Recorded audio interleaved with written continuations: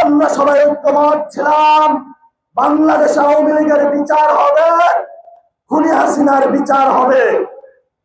কিন্তু আমরা দেখতে পেলাম এই তো একদিন দুই দিন আগে সরকার সেই আমাদের খুনিদের সাথে তলে তলে আঘাত করে আইবি রহমানকে মুক্তি দিয়েছে, ইলেকশনে বসে গেছে।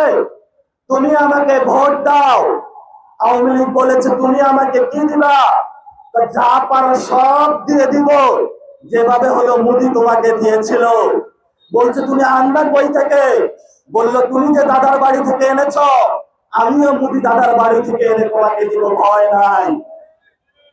তো বর্তমান পরিস্থিতিতে অনেকে বলে যে বিএনপি নাকি ফাঁদে পড়েছে, অনেকে কামের ফাঁদে পড়ে।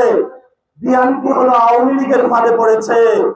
এই আওয়ামী লীগের ফাঁদে পড়ে বাংলাদেশে জিয়াউর রহমান শহীদ হয়েছে, খালেদা জিয়া মৃত্যুর মুখে পতিত হয়েছে।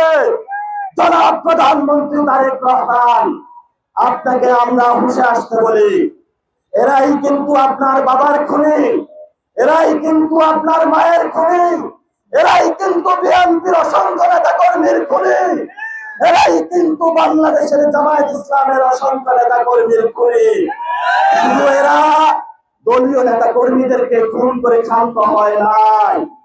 এরা সেই আমাদের সাগরগুলোকে হত্যা করেছিল, শাপলা চত্বরে অসংখ্য আমাদের দিনী ভাইদেরকে হত্যা করেছিল, পিলখানা অসংখ্য বিডিআর ভাইকে হত্যা করেছিল।